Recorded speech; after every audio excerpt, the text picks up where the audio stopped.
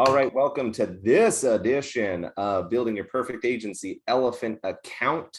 My name is Matthew Hahn. I'm with Brian Blair, and we are going to be going over renewals today. We're going to build out the perfect process for renewals in your system using the pipelines, using event reminders, using drips. We're going to use a ton of different tools in our tool belt. For those of you that don't know that are watching the playback, you can slow down the time or the play time on this video. So just like you can speed up a video and listen to it faster, you can slow it down because I tend to talk pretty fast and move pretty fast in the system. So feel free to slow it down, pause it as you see fit, and take action. Okay, so here we go. I'm gonna share my screen. Building out the perfect renewal process. We're gonna start with a few things. One, if you missed the event reminder call last week, you will want to go back and rewatch this because I'm going to make a lot of assumptions that you know what I'm talking about because we just went over event reminder campaigns. Okay. What we are going to do for this call is create a pipeline status called renewals, right? I'm going to tie it to my servicing book of business or servicing pipeline because this is your servicing accounts on renewal, right? It's not a sale. I'm going to tie it to my service pipeline, and I'm going to have a status that has upcoming renewals. Okay.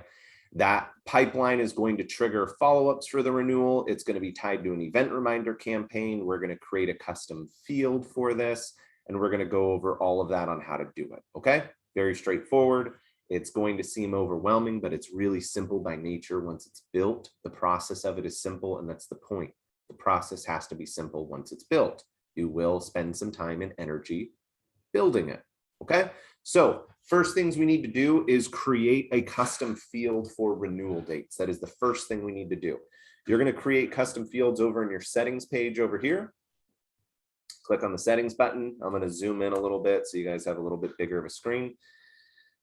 In your settings page, all your tabs are up here. You're going to click the custom fields option. Okay. One thing I want to make sure that you guys are well aware of, I talked about it last call. Your agency elephant is a CRM and you do control your CRM.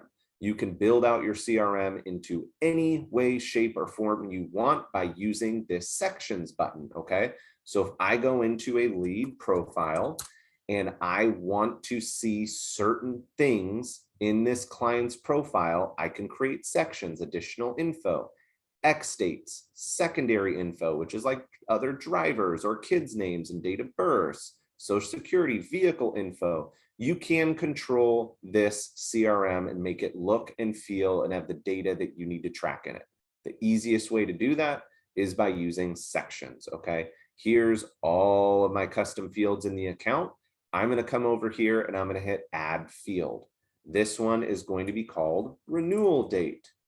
It is going to be a date field. Okay, this is important. This is not a phone number, a mobile, or email. It is not a text box. This is a date field. If it was a text box and you write in that date in it, guess what's not going to happen? This whole thing's going to be broken. Okay, so you need to make sure you use date field. This is how you use event reminder campaigns, X-date campaigns, renewal campaigns. I'm going to create a token, a custom field called renewal date, and I'm going to use a date field and I'm going to hit save. You need to hit save so that it saves it. Now that I've got my custom field, I'm going to come over into my sections and I'm going to add this custom field to my section because it will not show in my account unless I add it to a section if you're using sections. So I'm going to put this into X dates. Okay. Now that it's into X dates, I'm going to hit save section. I'm going to save this so that when I open up this field, I can see all of my X dates. I personally want to drag this a little bit closer to the top because it's more important to me than vendors, point fall off, closing insurance, revisit rate. I'd probably want my requote date up here underneath my renewal date because that's an important one that we built out last call, and I'm going to hit save section, right? So now when I come into Brian Blair's profile, and I want to add this date field in, there's two ways to do it. I can do it here. Here's my expiration date. Here's my renewal date. Here's my requote date. Or I can do it over here. Same thing, all your date fields. You can add the info here, okay?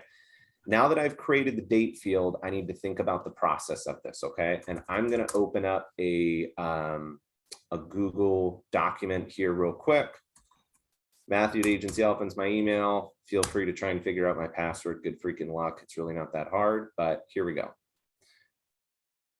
Sheets. I'm going to create a Google Sheet. The purpose of this sheet is I need to roadmap out the flow of how I want my campaign to work. Okay.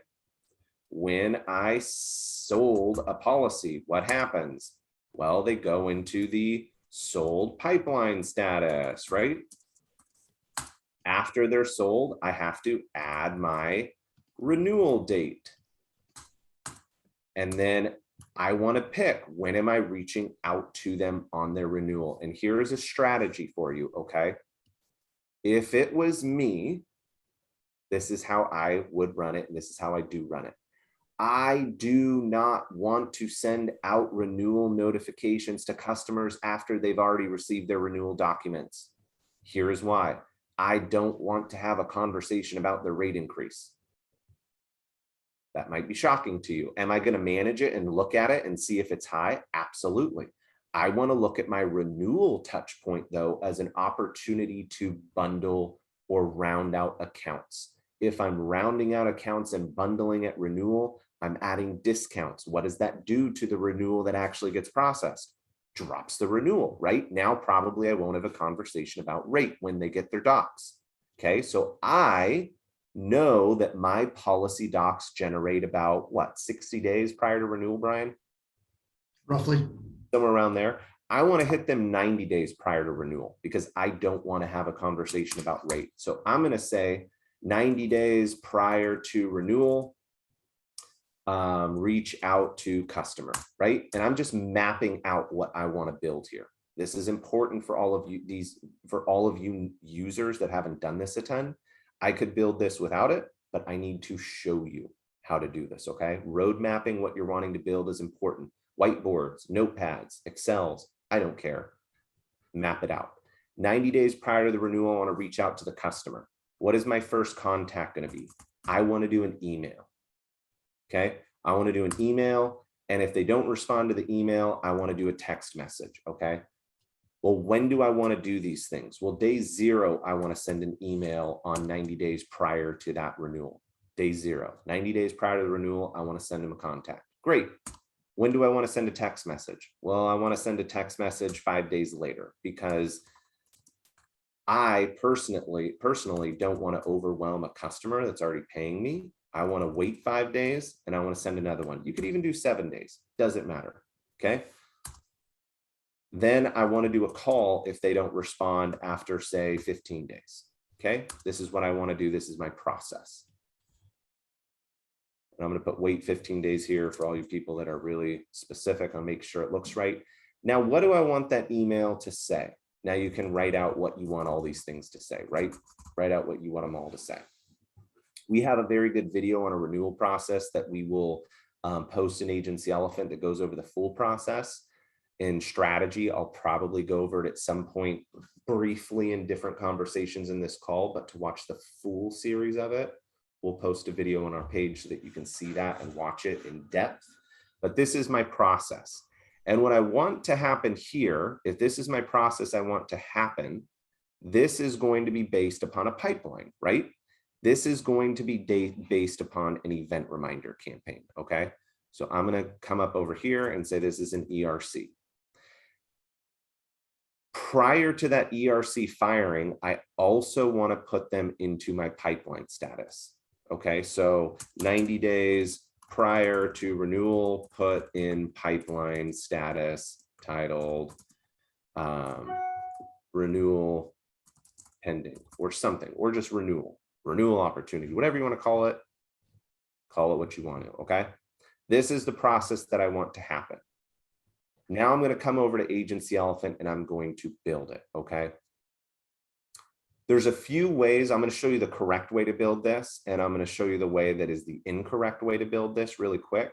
We do have all of these expiry options. For all of us that have been watching our videos, we have pipelines that expire to different pipelines.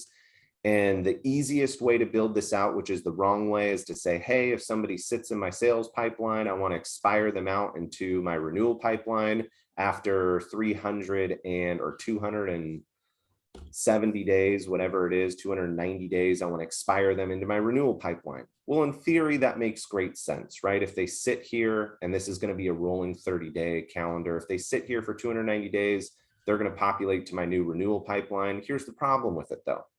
If they have a billing issue, a claim issue, an inbound call, or any other issue, and you're putting them into different pipelines to manage that business, guess what just got disconnected? The sales pipeline with the expiry. So it will not work correctly, okay? I'm going to show you how to build this the right way. We are going to next, after we've done all of this, we are going to build our pipeline status, okay? I want to tie it to the service pipeline. All my renewals that are 90 days out from renewal, I want to hit my renewal pipeline status. So I'm going to come over to settings. I'm going to come over to pipelines, and I'm going to hit add status. This one's going to be called renewal pending, right?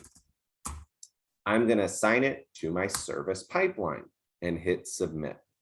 Now that I've just created my renewal pending attached to my service pipeline, I want to use this little all pipelines view and toggle it just to service. So I only see my service statuses here. And I want to drag this to wherever I want it showing in my pipeline. Personally, I'm just going to put it at the end of my pipeline because all of this stuff is servicing account related. I want my servicing renewals at the end, okay? Now that I dragged it there, I'm going to come back to my pipeline and I'm going to see it populate here. If you don't see it populate there, if you see it looking something like, and I'll show you really quick, if you see it looking like this, where you added your status, but you are not seeing that status showing in your pipeline, your system is not broken.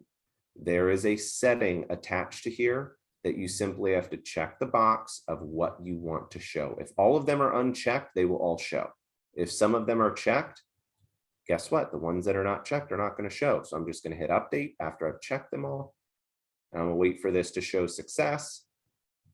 Great, it's finished. I'm going to refresh my screen. There she is. Okay, now I've got my renewal pending status built out. Okay.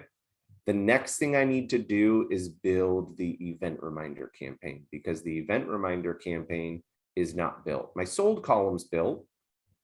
I added my renewal pipeline and I want 90 days prior to putting into that pipeline. The next thing I have to do is control the event reminder campaign, okay? In your account under tools, we should all know this from our last call, event reminders, ERCs are located here. Here's where I'm going to build, just like the last call, we built a requoting opportunity. I am going to build a renewal pending ERC campaign. I'm going to use the same name that I use for my status so that it's consistent in my account and I know what it is. Next thing I'm going to do is select the group. This is the important thing to understand. Event reminder campaigns will only fire off if the person is in the group and if they have the event date field that you choose. They have to have them both. If Brian is a prospect and he has the renewal date in his system, we're not going to send off the drip because we are going to tie it to customers. So Brian has to be a customer in my system and he has to have the renewal date field, which is here. He has to have these two things in his account in order for this to fire off. If Brian was a customer, but he had no date field, wouldn't fire off because they need to know if this is an event date campaign, what is the event date that we're triggering it around? We can't just magically determine what the date is. You have to tell the system what to do, okay? So I'm going to use customers and here is why. In your pipeline, the way that you should be building these out, the way you should be building out all of your accounts. If you're using pipelines, you need to remember this. This is a big deal. You need to remember to carry the consistent group across accounts. If you're using automations in your pipeline and you only have late pay attached to this because it's the automation, well, guess what? They're no longer a customer or prospect, and they're not in the correct groups anymore. You need to carry the consistent groups across. If you look at all of these tabs, we're carrying prospect across.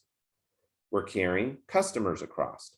We're carrying prospects across, carrying the consistent group across each of your pipelines is important, okay? The reason why it's important is for exactly what we're building right now. Customers, BFY, this is the group they have to be in, because guess what? If I drag someone to the sale column, they get added to the customer BFY group. If I'm servicing their book of business, they're always in the customer BFY group, right? Customer BFY, if they have a renewal date in their account, that means that if Brian Blair is a customer, and I'll put him in the customer group really quick. If Brian Blair is a customer BFY, let's refresh this page. If he is a customer and he has the renewal date filled out here, if he has the renewal date filled out, the year doesn't matter. We only go by month and day. Year does not matter. This is an annual campaign. We just look at the month and day and fire out the event based around that, okay? If Brian has the renewal date filled in, right? And if I hit save, it would have added. If he has the renewal date in his account and he is a customer, it will fire off what we're building, okay? Here's the triggers. Yearly, I want to hit this person every year, 90 days before their renewal. So 90 days before the renewal date. If I sold Brian Blair today, that would be 07/15/2022. If I sold him today, 90 days prior is about 3 months. So I want to hit him June, May, April, right? It's actually June, not July today. Okay. I want to hit him May, April, March 15th. That's when I want to hit him. March 15th, 90 days prior. So if this is the renewal date, this event campaign is going to say on March 15th, 90 days prior to the date field that is in here, I am going to do what? Well, we're going to send an email. You can have time constraints or not. If you're using an email, I don't care about time constraints. I don't care if I send an email on a weekend or if I send it on a holiday. I need the email to go out. I'm going to send the lead an email. Here's the next area that you want to be understanding of. You can create a generic email here if you want to. Create your subject line, create a generic email. It says, hey, your renewal is pending, blah, blah, blah. Or you can create a beautiful template. I always like to create templates. I don't want my email to look bad. However, think about this from the customer's perspective. Argument against my own thing I just said. Think about this. If I get an email from Brian Blair's agency and the email's perfect, it's got a beautiful banner, everything's perfect in the email, it's got links, it's got videos and all these things, am I going to respond to that email or does it feel like it was automated? If it's a perfect email, I'm probably not responding. There is a benefit to having something look like you just pulled out your phone and sent a quick email to the customer. There's a benefit for that. Should you be using that in this case? It's up to you. I would probably say yes, but I also like email templates. But I'd probably say in this case, it'd look a lot better if it looked one-off. What would you think about that, Brian? I don't know. You do you, boo. If I sent you an email that said, hey, Bri. Hey, Brad guy. Hey, Brad guy, your renewal's coming up. You probably cancel. So yeah. I'm going to build an email here because after I said I like templates, I want to show you how to build it. But I personally would make this look more one-off because it looks like you actually were just working on their account. So I'd personally come in here. The subject line for this is important. This is part of the strategy we'll post later. The subject line for this is the angle we're trying to play is, hey, your renewals are pending. Like your renewals are pending processing.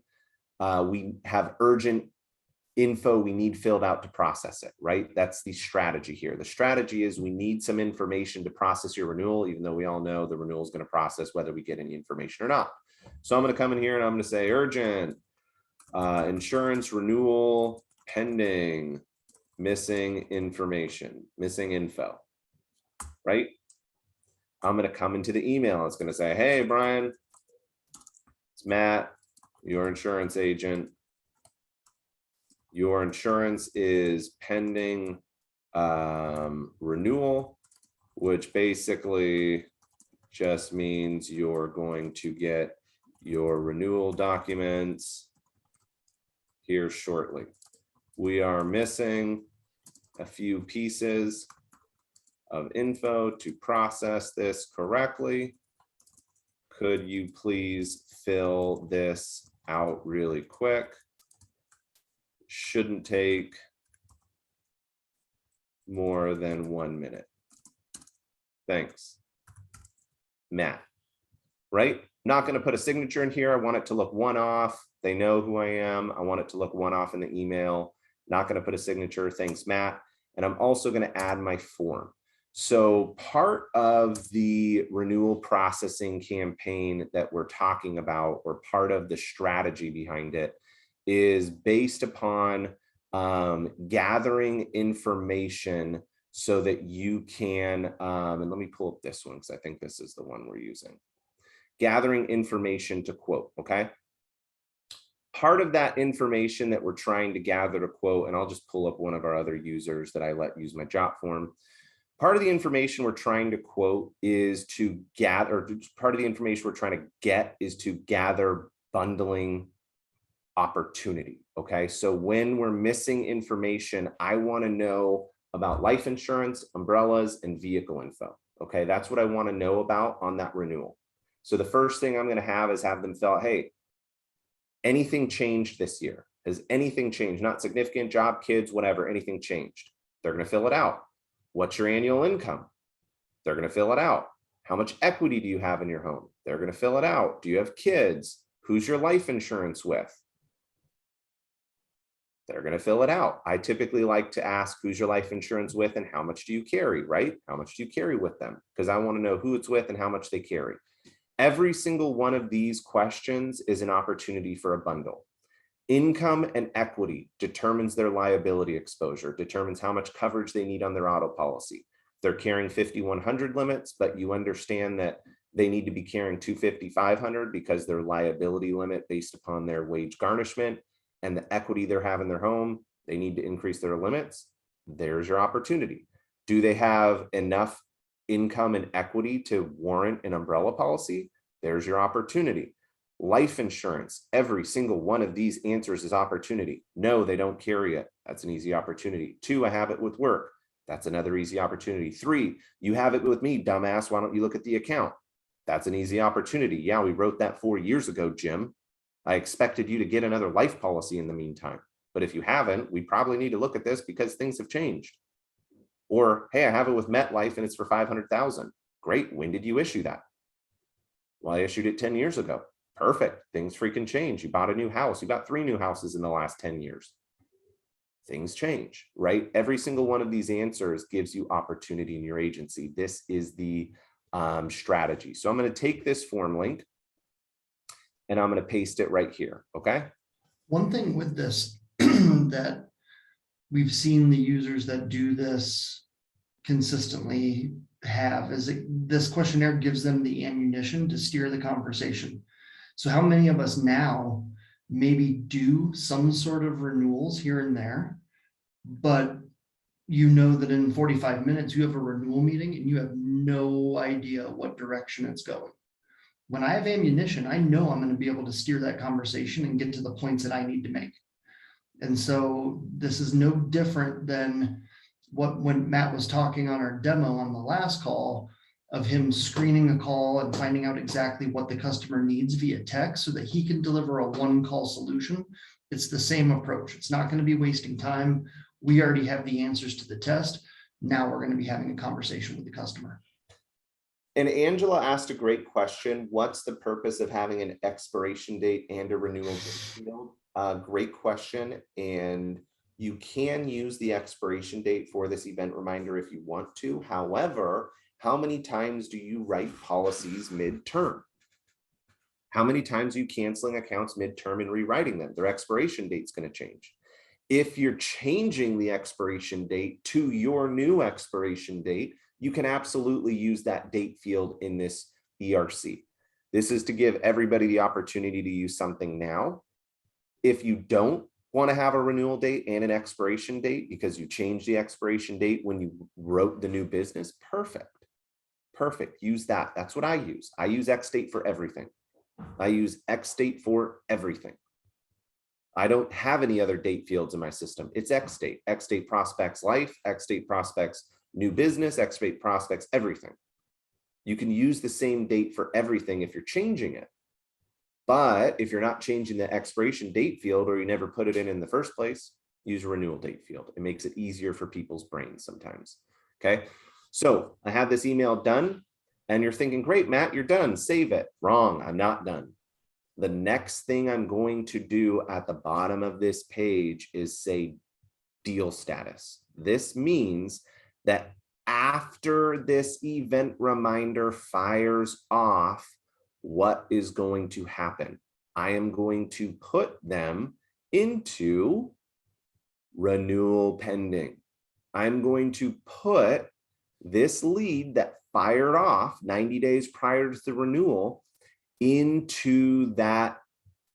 And let me change this because this is going to be in our clone account. So I want to make sure I don't have Brian in there. Freaking scumbag. Insert into body. Okay, I'm going to take this so that this works for our other users. Perfect. And then I'm going to come back over here because I need to grab another field.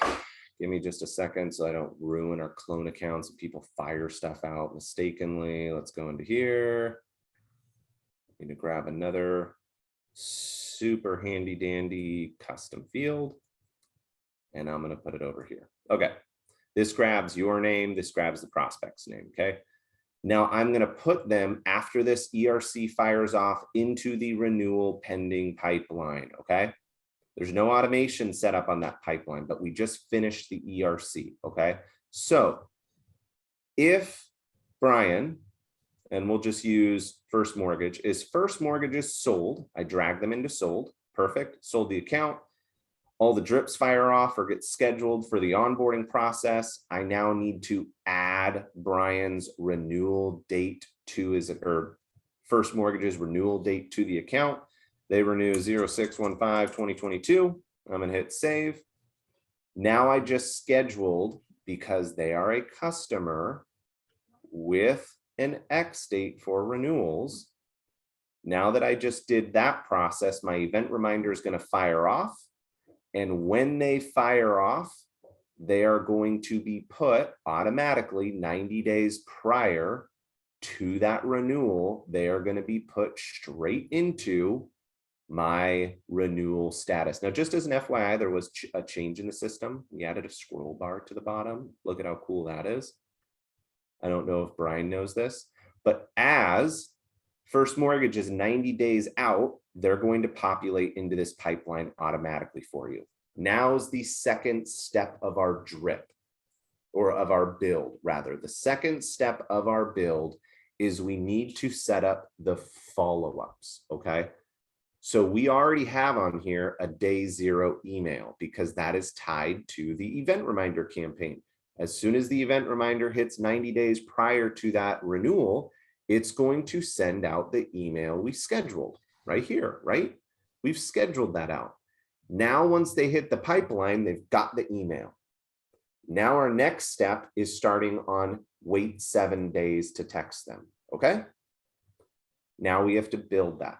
Hey, Matt, I'll be right back. I got to take this. No worries. First thing we're going to do is go over into settings, and we are going to come into groups, and we're going to add a new group. You can add a group from a drip. I just want to show you the other way to add it. You can come in here and you can add renewal opportunity, or what did we call it? Renewal pending. Call everything the same name, renewal pending, and hit submit, okay? If you don't want to come over to the settings page to do that, you can always build or add groups from your SMS section. We are in SMS and we're adding a drip. We're going to call this renewal pending. We're going to call this renewal pending. Oh, look, the group doesn't exist. Add the group. Great, now that that group is added, I'm gonna come in here and I'm gonna type renewal pending. Look at that. Pick the group we just added. The next sections I am gonna have as future follow-ups titled no, because if they respond to this text message, I don't want follow-ups to go out after that. I want to pick my throttle rate. These are renewals, so I don't really need to worry about throttle on this because I'm not probably going to have 50 renewals processing every 15 minutes. So I'm not too worried about that. Under the time zones and dates, I personally just don't want to send a text any of these days, and I don't want to send a text before or after these time constraints. But one thing to be aware of, if you're not sending a day 0 text message, because what are we sending here, a day 7?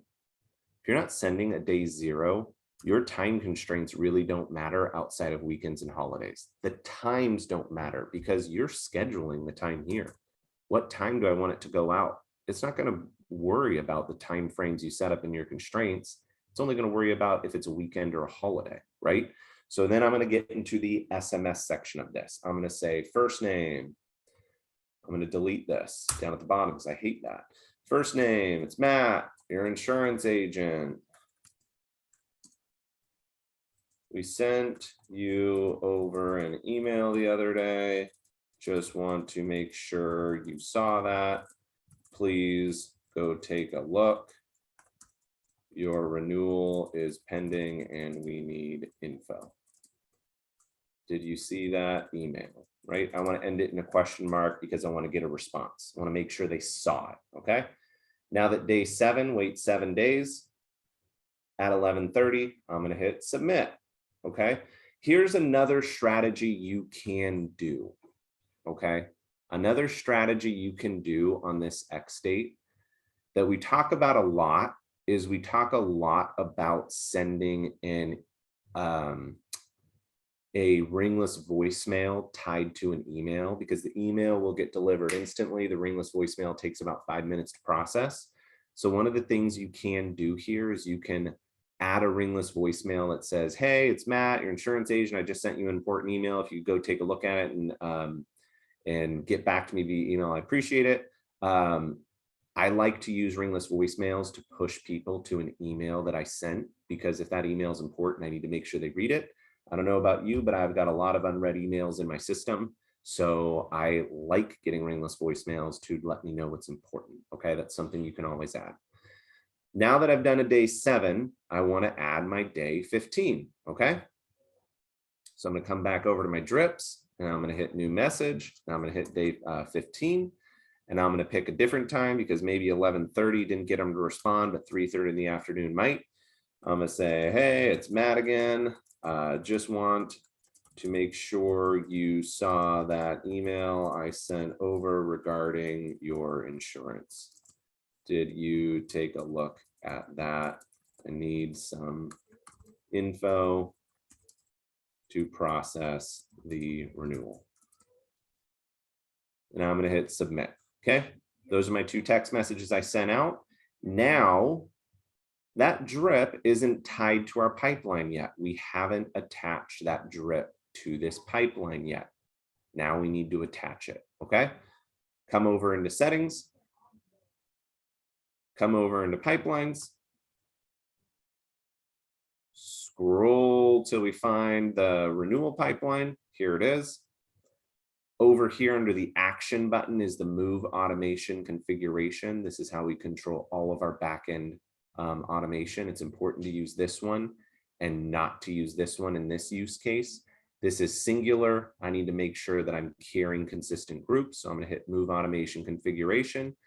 I'm going to find the renewal opportunity here, or excuse me, renewal pending here. And I'm going to hit the multiple button. I need to carry the consistent group. They're a customer. I need to make sure this drip fires off next year. This X date fires next year, okay? Then I'm going to hit the renewal pending group. This renewal pending group will trigger this drip that we just built, which starts 7 days after they hit that pipeline. So now that this is built, what's going to happen is if you put somebody into the sales column, let's go back to sales. If you sold no name and put them to sale, right? And you add the renewal date to the account. This is why I like to use sections, because it's clean. You add the renewal date to the account 90 days prior to that renewal X date firing off, or 90 days prior to that renewal processing, they're going to automatically be put into this renewal pending pipeline, which will mean they got the email and 7 days later, they're going to get a text message about it. Okay. That is the perfect renewal process. Now, pointers here. If somebody responds to this message and says, Matt, why do you need this info to process my renewal? Well, we need this info because X, Y, and Z. One, we need to make sure your limits are acceptable. Two, we need to make sure that your policy is still set up correctly. Things change. And we haven't chatted about anything in the last few months. You need to make sure things change. And regarding life insurance, I need to update your file in case the worst happens and your family comes to me and I need to point them in the right direction. Perfect. Our form fill out rate for these was in the 60 percentile range with the automation. Could it be higher if you did more manual follow-up? Absolutely. Could it be lower if you just had just the email go up? Absolutely. But is it better than anything you're doing right now with your renewals? Probably. If I'm getting 50% of my renewals filling out that form, that gives me opportunity every single time. And here's the nice thing about that form, okay? Here's the nice thing about that form. And I'm going to pull up an account here and show you, okay? And this is recorded, so let me get out of here real quick. Here's the nice thing about that form.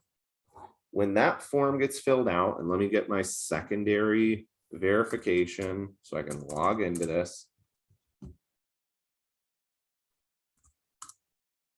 Let me go into an account and let me show you what I'm talking about, okay? The nice thing about that form is when they fill it out, I don't have to ask the questions. I don't have to look anywhere. I don't have to dig on the phone call and try and figure things out.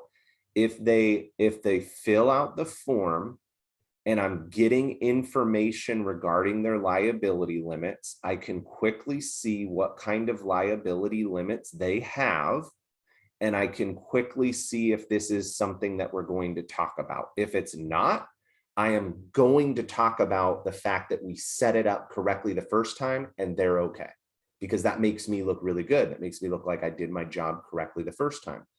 For all of you users that are not familiar, or for all you agents that are not familiar how to use that, that strategy of how income and equity affect your liability limits, well, let's play this out here because this is a good strategy and we have a couple minutes. Almost every state is consistent in this, almost. So understand your state guidelines. It's very easy to use Google, okay? If you are in a liability lawsuit based upon a car accident, the state has the ability to garnish your wages 25% up for the next 10 years. And that's what they're going to file their lawsuit for. That's part of their lawsuit filing. So if they're going to say, hey, Matt makes $100,000 a year, times that by 25%, we can sue Matt for $25,000 every year for 10 years. We can sue Matt for $250,000 just in his income alone. Well, guess what? Matt also has $100,000 of equity in his home. We can sue him out of the equity in his home. That's $350,000.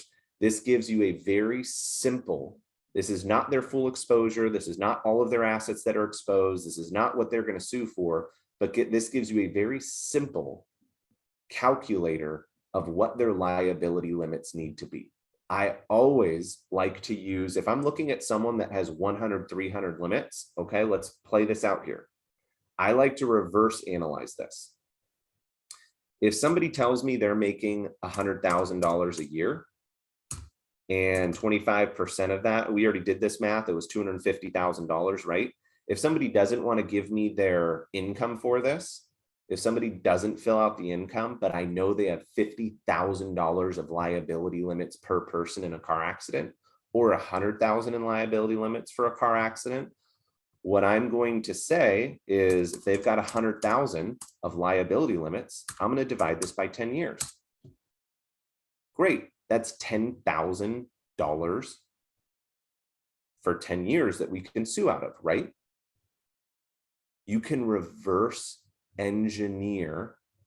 And if $10,000 is 25% of their income, you can times this by 4 and come up with their income amount, right? So you can reverse engineer if they aren't giving you their income, but you know their liability limits. If you know their limits are 100,000 per person, 300,000 for the total accident, I'm going to get on the phone call and say, awesome, Jim, you're making 40 grand a year, right? They are going to answer that question, yes or no. If that answer, and if they're making more than 40 grand a year, every single person is going to say, no, I don't make freaking 40 grand a year. I'm making 90. I'm making 150. I'm making whatever the amount is. If you're lowballing someone on what their income is, they will immediately correct you because it's an ego problem, right? No, I don't make 40 grand a year. I make 112 a year. Perfect. Your liability limits are set up as if you made 40 grand a year. We need to fix that. You're making 112 a year, times that by 25%, times that by 10 years, we need liability limits for a minimum of 280,000. And if you make $112,000 a year, you own a home, right? We insure your home. I know you own a home. How much equity do you have in it? Well, I've got $50,000 in equity. Perfect. We need to put an umbrella policy in place, or we need to up your limits to 500, right? That form gives you the ability so you don't have to ask these questions. If they don't fill it out, you can still ask them because you have other opportunity from that form to talk about anyways. So I really like to use these forms because they give me the angle of the phone call. If they don't fill out their income, I'm nailing them on this right at the beginning of the call. Be like, hey man, I noticed you didn't fill out your income. I just need to fill this in based upon your, coverages. You're making, 40 grand a year, right? No, I'm not. Okay, perfect. Let's fill this out. Let's fix it. This is the renewal strategy. Okay. So I would really challenge you guys to think about how you're prospecting these renewal opportunities, not just from an agency elephant standpoint of, managing the renewal process correctly, but really think about the questions you're asking and how you're asking them, because this system is going to recycle all your renewal stuff every time for you. But if your conversation is lacking in areas, we can also address that too. Okay. Now, question in the chat was, can you add this to your calendar? Let's go over into event reminder campaigns and let's take a look at some of our opportunities. Renewal opportunity over here. Let's take a look. What are our options on here? We can add them to a deal status or add them to a group. There's no opportunity on here to put them into a calendar. Okay. Can you put them into a calendar? Abso-freaking-lutely you can. You just have to be familiar with Zapier and how to do it. Basically, in our new Zap, we can have a function here that says whenever a person has been added to a specific pipeline, we can add a calendar appointment for you to your calendar. You can definitely create that in Zapier. It's really not that crazy, but you will have to know what you're doing. You definitely can do that. All you're really going to have to know is how to use the Agency Elephant Zapier account, which is actually, our Zap was finished the other day, and we're making an announcement today in our Facebook group about this. So all you need to do is say, hey, if somebody changes to a deal status, we're going to click Agency Elephant, right? If somebody changes to a deal status,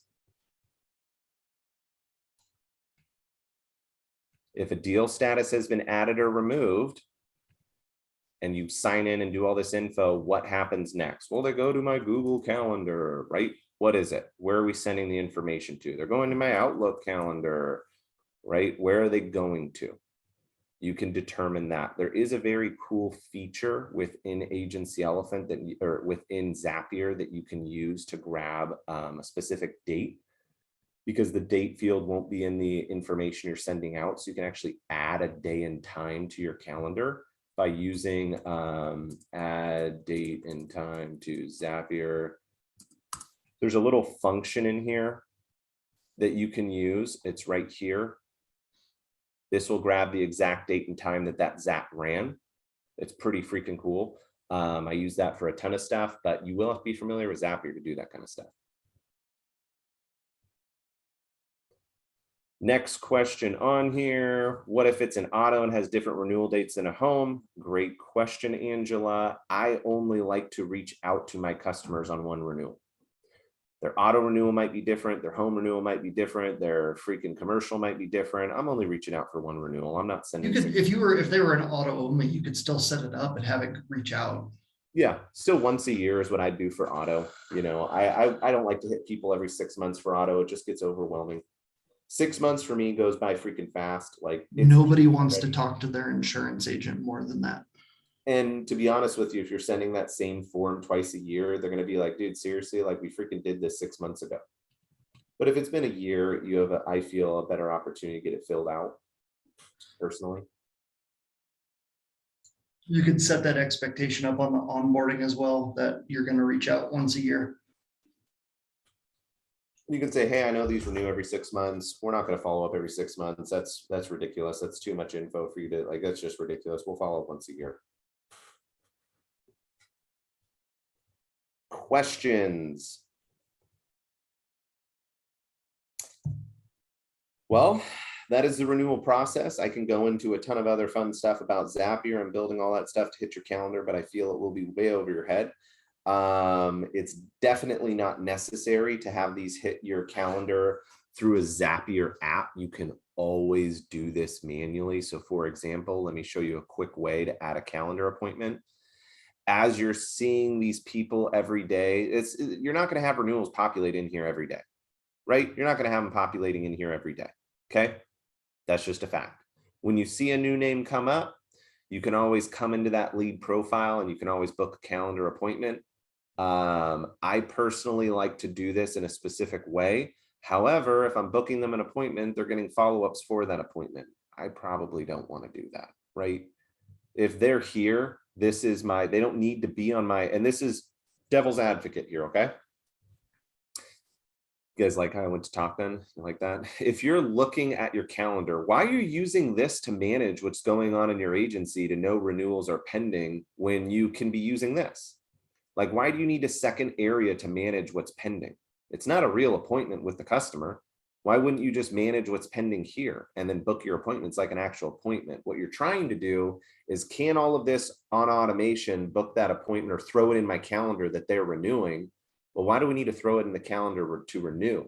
If you want them to book an appointment, then change the automation. Hey, we need to book, or after that form is filled out, then you have an automation go out that says, great, let's pick a time to chat about this real quick. Please pick a time on my calendar. Then they book their own appointment. The appointment that you're trying to book is for you, and that has nothing to do with the client, for you to manage it correctly and know what's happening, but you're already managing and know what's happening.